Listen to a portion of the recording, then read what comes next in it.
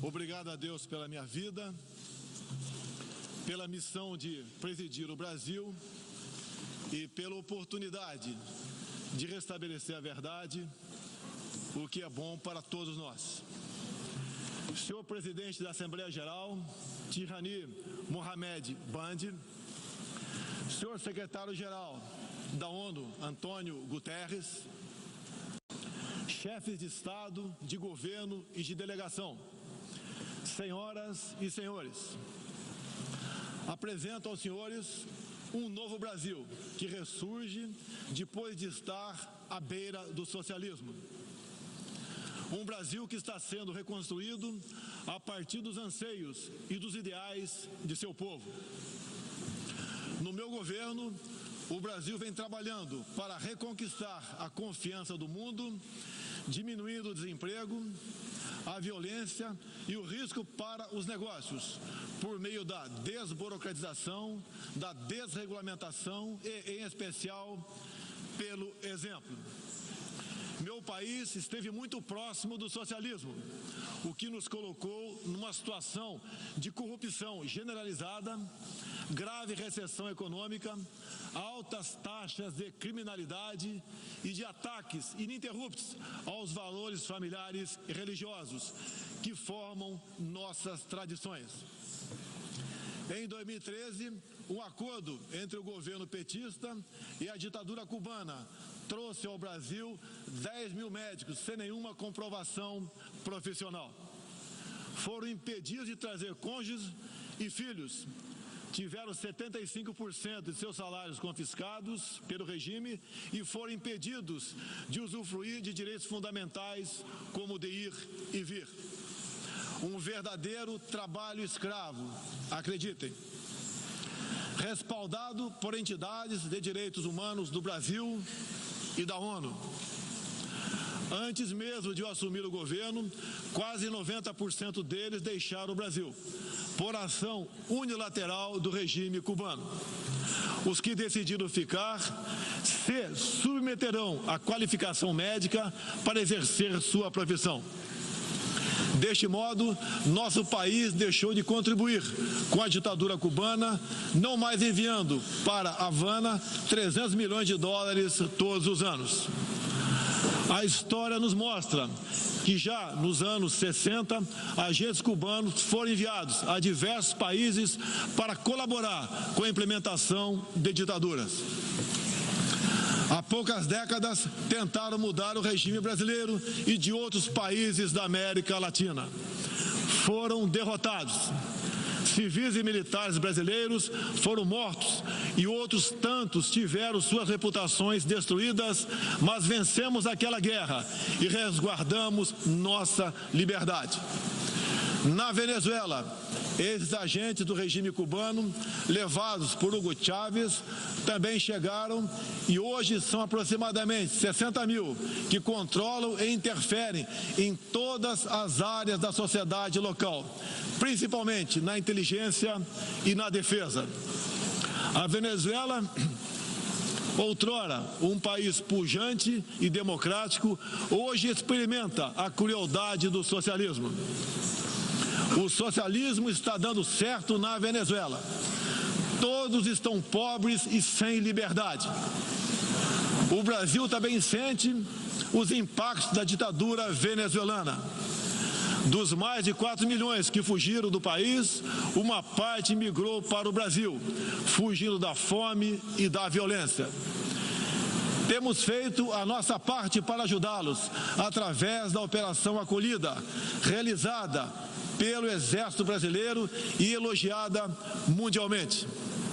Trabalhamos com outros países, entre eles os Estados Unidos, para que a democracia seja restabelecida na Venezuela, mas também nos empenhamos duramente para que outros países da América do Sul não experimentem esse nefasto regime. O Foro de São Paulo, organização criminosa, criada em 90 por Fidel Castro, Lula e Chávez, para difundir e implementar o socialismo na América Latina, ainda continua vivo e tem que ser combatido. Senhoras e senhores, em busca de prosperidade, estamos adotando políticas que nos aproximem de países outros que se desenvolveram e consolidaram suas democracias. Não pode haver liberdade política sem que haja também liberdade econômica. E vice-versa. O livre mercado, as concessões e as privatizações já se fazem presentes hoje no Brasil. A economia está reagindo ao romper vícios e amarras de quase 2 décadas de irresponsabilidade fiscal, aparelhamento do Estado e corrupção generalizada. A abertura, a gestão competente e os ganhos de produtividade são objetivos imediatos do nosso governo. Estamos abrindo a economia e nos integrando às cadeias globais de valor. Em apenas 8 meses, concluímos os 2 maiores acordos comerciais da história do país, aqueles firmados entre o Mercosul e a União Europeia, e entre o Mercosul e a Área Europeia de Livre Comércio, o EFTA. Pretendemos seguir adiante com vários outros acordos nos próximos meses. Estamos prontos também para iniciar nosso processo de adesão à Organização para a Cooperação de Desenvolvimento Econômico, OCDE. Já estamos adiantados, adotando as práticas mundiais mais elevadas em todos os terrenos, desde a regulação financeira até a proteção ambiental. Senhorita Izani Calapalo, indígena aqui presente do Brasil. Agora vamos falar de Amazônia. Em primeiro lugar, meu governo tem o compromisso solene com a preservação do meio ambiente e do desenvolvimento sustentável em benefício do Brasil. O Brasil é um dos países mais ricos em biodiversidade e riquezas minerais. Nossa Amazônia é maior que toda a Europa Ocidental e permanece praticamente intocada. Prova de que somos um dos países que mais protege o meio ambiente. Nessa época do ano, o clima seco e os ventos favorecem queimadas espontâneas e também as criminosas. Vale ressaltar que existem queimadas praticadas por índios e populações locais, como parte de sua respectiva cultura e forma de sobrevivência. Problemas qualquer país os tem.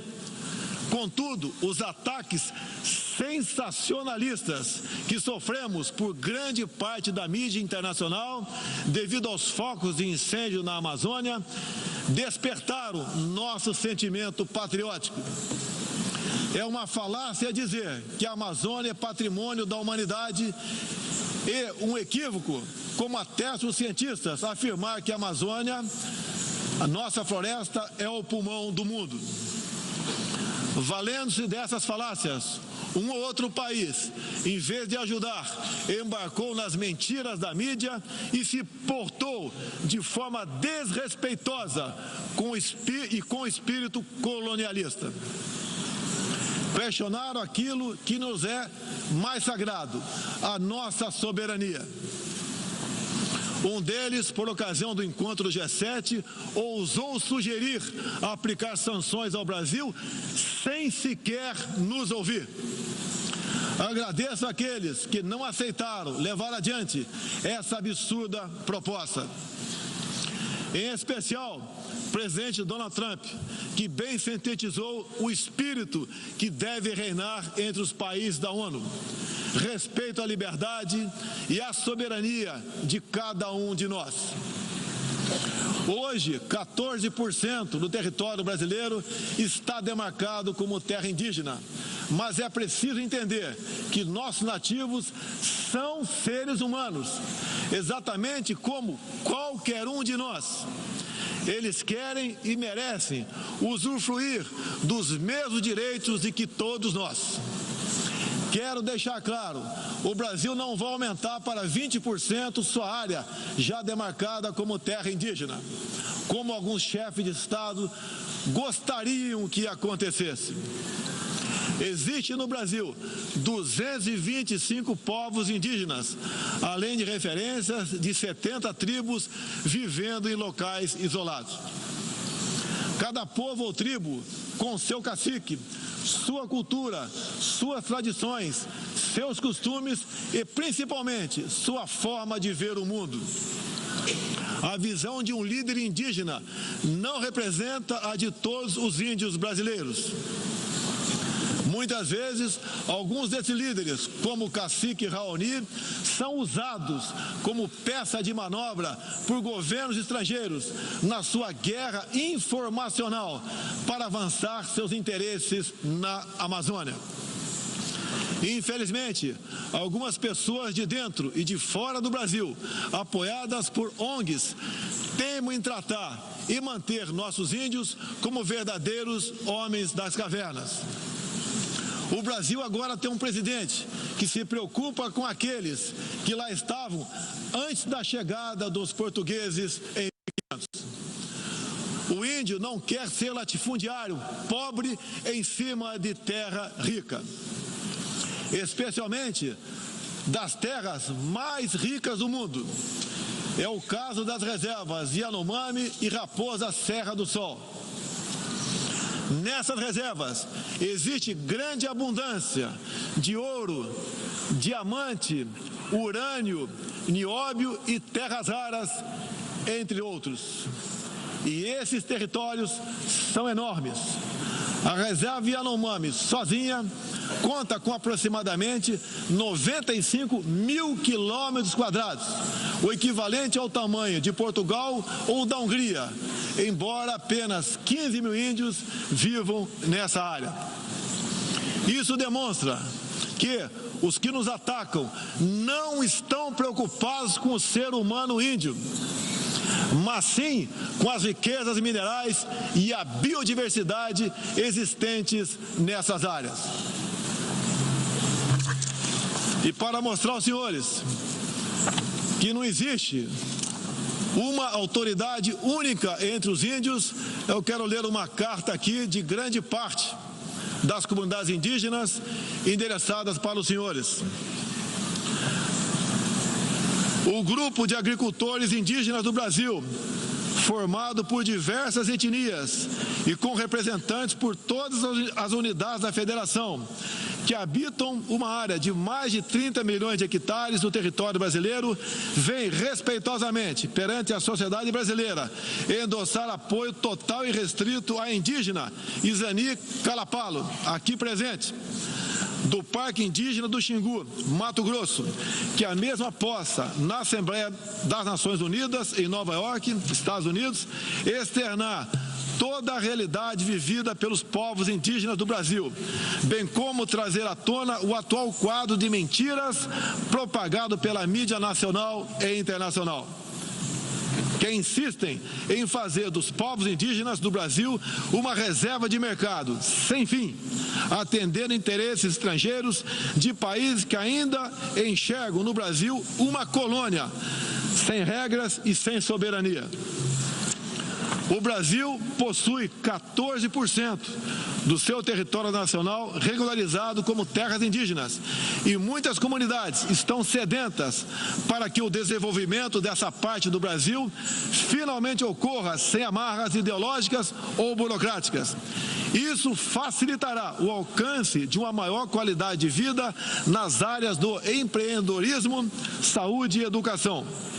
Uma nova política indigenista no Brasil é necessária. O tempo urge.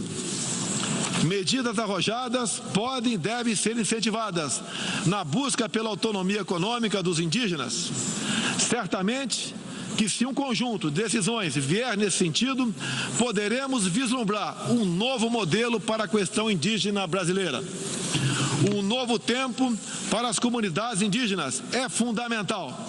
A situação de extrema pobreza em que se encontram, sobrevivendo tão somente do Bolsa Família e de cestas básicas, nunca representou dignidade e desenvolvimento.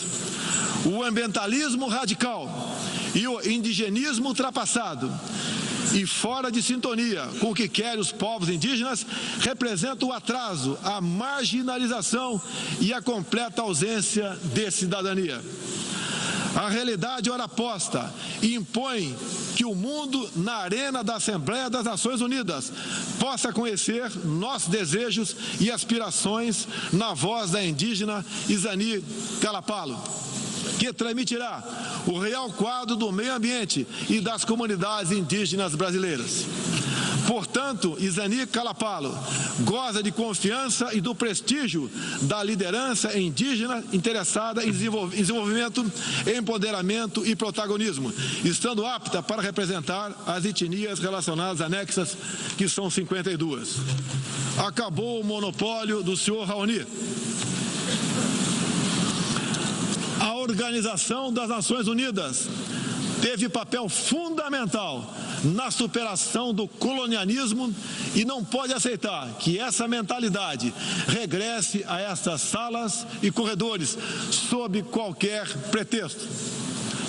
Não podemos esquecer que o mundo necessita ser alimentado. A França e a Alemanha, por exemplo, usam mais de 50% de seus territórios para a agricultura. Já o Brasil usa apenas 8% de terras para a produção de alimentos. 61% do nosso território é preservado. Nossa política é de tolerância zero para com a criminalidade, aí incluídos os crimes ambientais. Quero reafirmar minha posição de que qualquer iniciativa de ajuda ou apoio à preservação da floresta amazônica ou de outros biomas deve ser tratado em pleno respeito à soberania brasileira. Também rechaçamos as tentativas de instrumentalizar a questão ambiental ou a política indigenista em prol de interesses políticos e econômicos externos, em especial os disfarçados de boas intenções. Estamos prontos para, em parcerias e agregando valor, aproveitar de forma sustentável todo o nosso potencial. O Brasil reafirma seu compromisso intransigente com os mais altos padrões de direitos humanos, com a defesa da democracia e da liberdade de expressão religiosa e de imprensa. É um compromisso que caminha junto com o combate à corrupção e à criminalidade, demandas urgentes da sociedade brasileira. Seguiremos contribuindo dentro e fora das Nações Unidas para a construção de um mundo onde não haja impunidade, esconderijo ou abrigo para criminosos e corruptos. Em meu governo, o terrorista Cesare Battisti fugiu do Brasil, foi preso na Bolívia e extraditado para a Itália. Outros 3 terroristas paraguaios e um chileno que viviam no Brasil como refugiados políticos também foram devolvidos aos seus respectivos países. Terroristas, sob disfarce de perseguidos políticos, não mais encontrarão refúgio no Brasil. Há pouco, presidentes socialistas que me antecederam desviaram centenas de bilhões de dólares, comprando parte da mídia e parte do parlamento. Tudo por um projeto de poder absoluto. Foram julgados e punidos graças ao patriotismo, perseverança e coragem de um juiz que é símbolo no meu país, o doutor Sérgio Moro, nosso atual ministro da Justiça e Segurança Pública. Esses presidentes também transferiram boa parte desses recursos para outros países, com a finalidade de promover e implementar projetos semelhantes em toda a região. Essa fonte de recursos secou esses mesmos governantes vinham aqui todos os anos e faziam descompromissados discursos com temas que nunca atenderam aos reais interesses do Brasil, nem contribuíram para a estabilidade mundial. Mesmo assim, eram aplaudidos. Em meu país, tínhamos que fazer algo a respeito dos quase 70 mil homicídios e dos incontáveis crimes violentos que anualmente massacravam a população brasileira. A vida é o mais básico dos direitos humanos. Nossos policiais militares eram o alvo preferencial do crime. Só em 2017, cerca de 400 policiais militares foram cruelmente assassinados. Isso está mudando. Medidas foram tomadas e conseguimos reduzir em mais de 20% o número de homicídios nos 6 primeiros meses do meu governo. As apreensões de cocaína e outras drogas atingiram níveis recorde. Hoje o Brasil está mais seguro e ainda mais hospitaleiro. Acabamos de estender a isenção de vistos para países como Estados Unidos, Japão, Austrália e Canadá. E estamos estudando adotar medidas similares para a China e Índia, entre outros. Com mais segurança e com essas facilidades, queremos que todos possam conhecer o Brasil, em especial a nossa Amazônia, com toda a sua vastidão e beleza natural. Ela não está sendo devastada e nem consumida pelo fogo, como diz mentirosamente a mídia. Cada um de vocês pode comprovar o que estou falando agora. Não deixe de conhecer o Brasil. Ele é muito diferente daquele estampado em muitos jornais e televisões. A perseguição religiosa é um flagelo que devemos combater de forma incansável. Nos últimos anos, testemunhamos em diferentes regiões ataques covardes que vitimaram fiéis congregados em igrejas, sinagogas e mesquitas. O Brasil condena energicamente todos esses atos e está pronto a colaborar com outros países para a proteção daqueles que se veem oprimidos por causa de sua fé. Preocupam o povo brasileiro, em particular, a crescente perseguição, a discriminação e a violência contra missionários e minorias religiosas em diferentes regiões do mundo. Por isso, apoiamos a criação do Dia Internacional em memória das vítimas de atos de violência baseados em religião ou crença. Nessa data, recordaremos anualmente aqueles que sofrem as consequências nefastas da perseguição religiosa. É inadmissível que em pleno século XXI, com tantos instrumentos, tratados e organismos com a finalidade de resguardar direitos de todo tipo e de toda sorte, ainda haja milhões de cristãos e pessoas de outras religiões que perdem sua vida ou sua liberdade em razão de sua fé. A devoção do Brasil à causa da paz se comprova pelo sólido histórico de contribuições para as missões da ONU. Há 70 anos, o Brasil tem dado contribuição efetiva para as operações de manutenção da paz das Nações Unidas. Apoiamos todos os esforços para que essas missões se tornem mais efetivas e tragam benefícios reais e concretos para os países que as recebem. Nas circunstâncias mais variadas, no Haiti, no Líbano, na República Democrática do Congo, os contingentes brasileiros são reconhecidos pela qualidade de seu trabalho e pelo respeito à população, aos direitos humanos e aos princípios que norteiam as operações de manutenção de paz. Reafirmo nossa disposição de manter contribuição concreta às missões da ONU, inclusive no que diz respeito ao treinamento e à capacitação de tropas, área em que temos reconhecida experiência.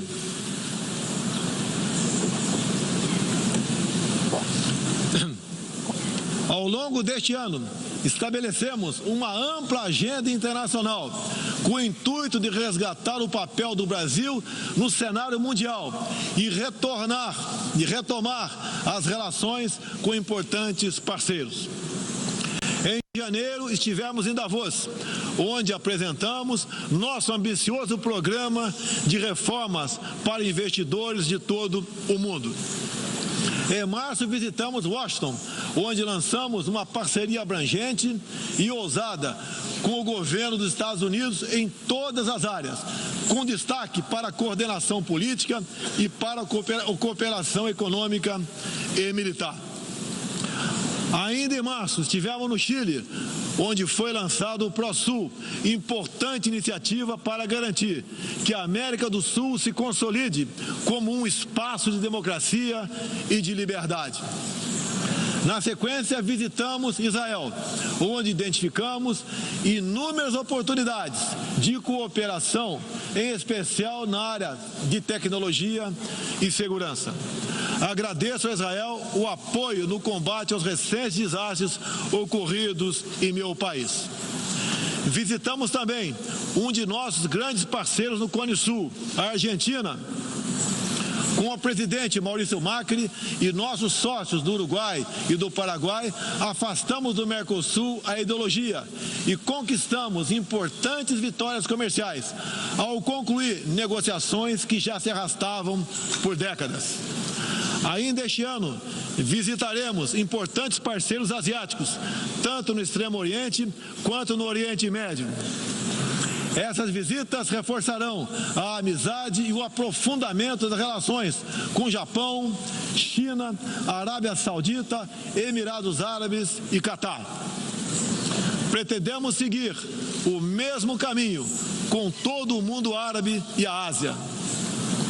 Também estamos ansiosos para visitar nossos parceiros e amigos na África, na Oceania e na Europa. Como os senhores podem ver, o Brasil é um país aberto ao mundo em busca de parcerias com todos os que tenham interesse em trabalhar pela prosperidade, pela paz e pela liberdade. Senhoras e senhores, o Brasil que represento é um país que está se reerguendo, revigorando parcerias e reconquistando sua confiança política e econômica. Estamos preparados para assumir as responsabilidades que nos cabem no sistema internacional. Durante as últimas décadas, nos deixamos seduzir, sem perceber, por sistemas ideológicos de pensamento que não buscavam a verdade, mas o poder absoluto. A ideologia se instalou no terreno da cultura, da educação e da mídia, dominando meios de comunicação, universidades e escolas. A ideologia invadiu nossos lares para investir contra a célula máter de qualquer sociedade saudável, a família. Tento ainda destruir a inocência de nossas crianças, pervertendo até mesmo a identidade mais básica e elementar, a biológica. O politicamente correto passou a dominar o debate público para expulsar a racionalidade e substituí-la pela manipulação, pela repetição de clichês e pelas palavras de ordem. A ideologia invadiu a própria alma humana, para dela expulsar Deus e a dignidade com que Ele nos revestiu. E, com esses métodos, essa ideologia sempre deixou um rastro de morte, ignorância e miséria por onde passou. Sou prova viva disso. Fui covardemente esfaqueado por um militante de esquerda e só sobrevivi por um milagre de Deus. Mais uma vez, agradeço a Deus pela minha vida. A ONU pode ajudar a derrotar o ambiente materialista e ideológico, que compromete alguns princípios básicos da dignidade humana. Essa organização foi criada para promover a paz entre nações soberanas e o progresso social com liberdade, conforme o preâmbulo de sua carta. Nas questões do clima, da democracia, dos direitos humanos, da igualdade de direitos e deveres entre homens e mulheres, e em tantas outras, tudo o que precisamos é isso: contemplar a verdade seguindo João 8,32. E conhecereis a verdade, e a verdade vos libertará. Todos os nossos instrumentos, nacionais e internacionais, devem estar direcionados, em última instância, para esse objetivo. Não estamos aqui para apagar nacionalidades e soberanias, em nome de um interesse global abstrato. Esta não é a organização do interesse global, é a Organização das Nações Unidas. Assim deve permanecer, com humildade e confiante no poder libertador da verdade.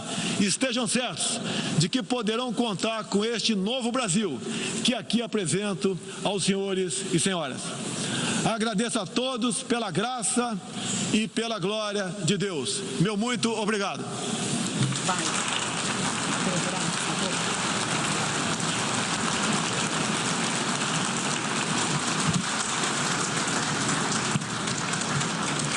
Bom, tá aí, nós acompanhamos ao vivo de Nova York, nos Estados Unidos, o discurso do presidente Jair Bolsonaro na Assembleia Geral das Nações Unidas. Como é tradição, desde a década de 1940, o Brasil é o primeiro país a se pronunciar nos debates gerais da Assembleia Geral da ONU. O evento reúne líderes de 193 países que fazem parte das Nações Unidas. Creomar de Souza, discurso dentro do esperado? Olha, o discurso pareceu abordar aquilo que se esperava, isso quer dizer, o discurso se inicia com um componente interno que marca o processo eleitoral do presidente, que é a redefinição do espectro político ao qual ele se filia e que agrega o seu eleitorado. Depois ele faz menção a componentes que envolvem os recentes atritos entre o Brasil e alguns países do primeiro mundo no que concerne a preservação do meio ambiente. E aqui cabe dois elementos importantes a serem comentados. Primeiro, o elemento soberania, que a partir desse momento vai, em vários momentos do discurso, voltando à fala do presidente. E o segundo, que é o fato de que ele caracteriza alguns dos interesses e alguns dos atores que fazem críticas ao Brasil, sem nomeá-los diretamente como tendo interesses colonialistas. E isso, em específico, me parece uma crítica indireta, mas muito firme à postura do presidente Macron quando, do início do G7, o presidente Bolsonaro faz menção a isso. Em outro momento, ele faz